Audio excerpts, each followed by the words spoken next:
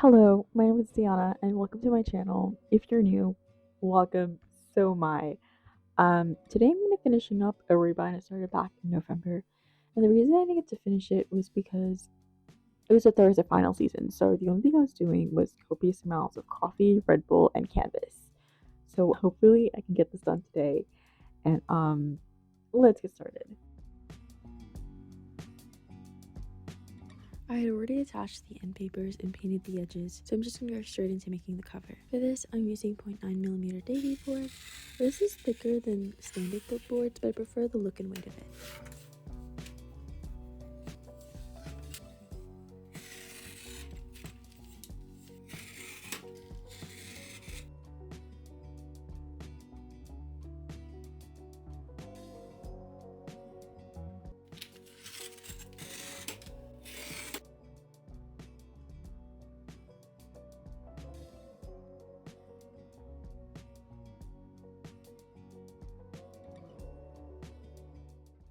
For the spine, I'm using a much thinner board. This is 0.5mm, I believe. This is also acid-free, and acid-free boards are just considered archival material, which just means they hold up better in the long run and it reduces the possibility of discoloration. For the width from the spine to the board, I'm using an 8mm spacer.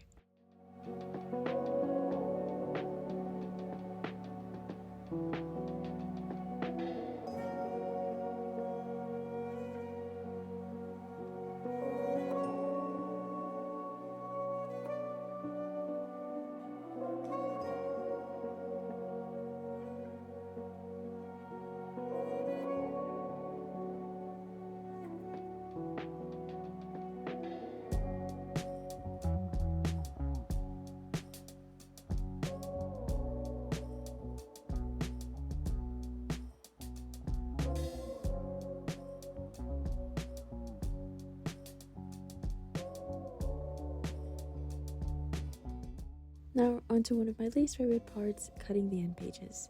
Now technically I could pre-cut this to the width and length I wanted, however I find I always manage to get it slanted and never in a subtle way.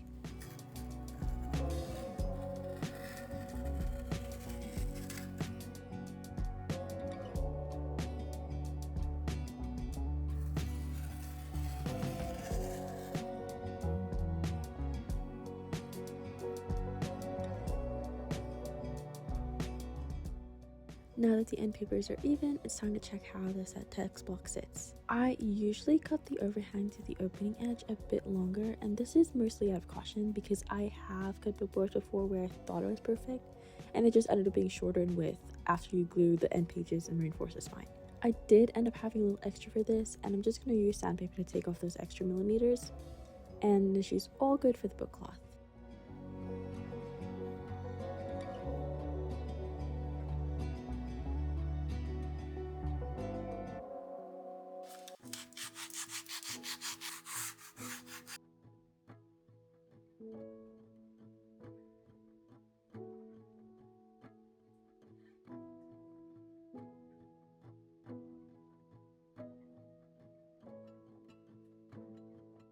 For the covers, I'm using the steel blue bookcloth.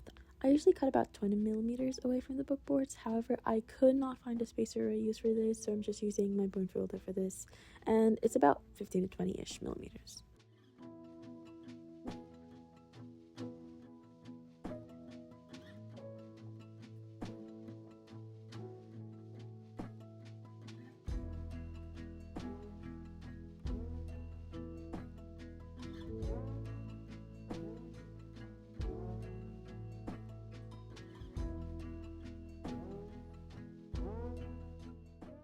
Glue is an essential part of bookbinding. I'm using this one from Lineco. There are other types, but I find this one just has a bit more flexibility, which honestly I could have just made up in my head.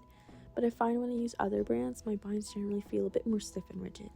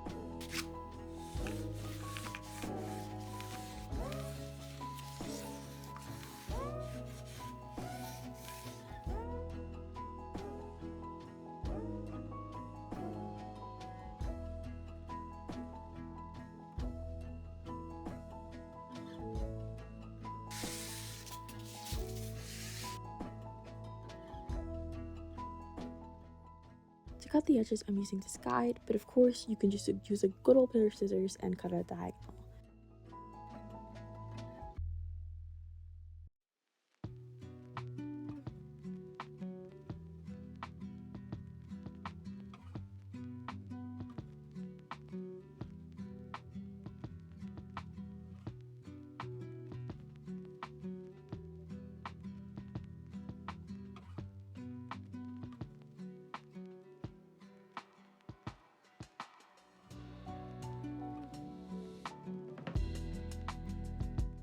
When folding in the edges of the book cloth, I always make sure to fold down those little edges. This will reduce the bulk from the book cloth and it just gives a more seamless fold.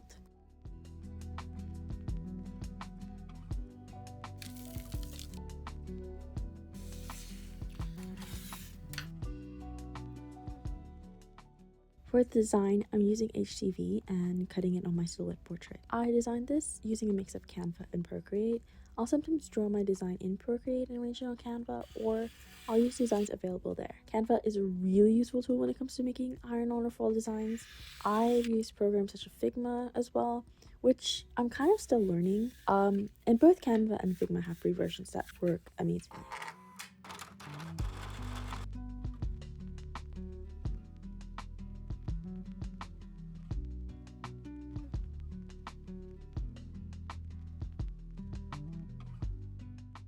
While I was cutting, I'm going to case in the text block and put it in the press overnight. The press being 2 pieces of board held together by clamp.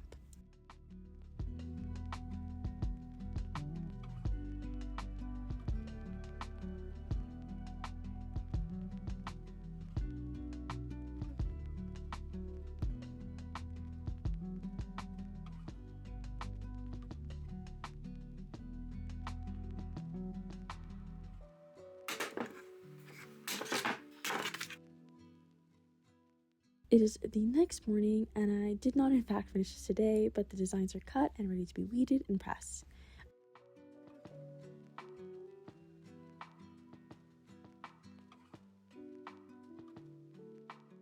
A really helpful tip when weeding HDV or any type of vinyl is to get one of these weeding pens. They have a much finer tip than the Cricut or Silhouette weeding hooks, and it allows you to just get more intricate designs without actually going crazy trying not to pull up the design. When placing designs down, I always make sure everything is spelled correctly and aligned well, and I'm just going to place a piece of parchment paper over it, and on the lowest setting I'm going to start going over the design slowly and with equal pressure. You could go over the design without the parchment paper, but I find this just prevents the HTV from possibly burning or being a bit too melty in certain places, though it does take a bit longer. Before I place the designs on, I do lint roll the covers, which just makes sure there aren't any pieces of lint or dust pressed onto your designs.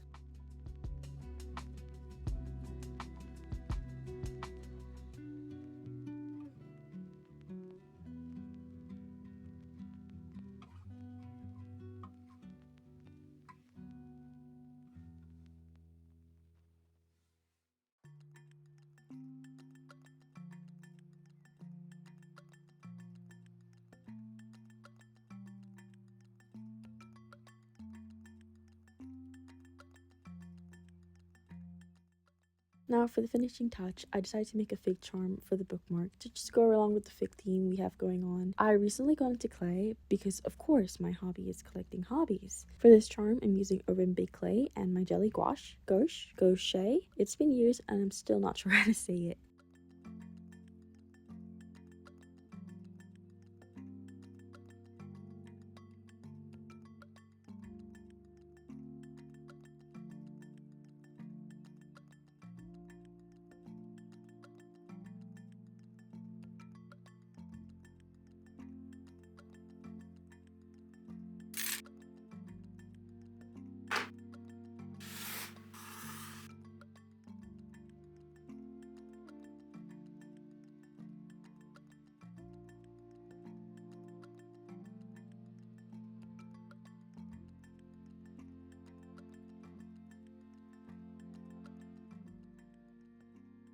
Now, despite going through all of that, I ended up not liking how the fig looked against the book, so I instead opted for a pearl charm, which just tied everything together.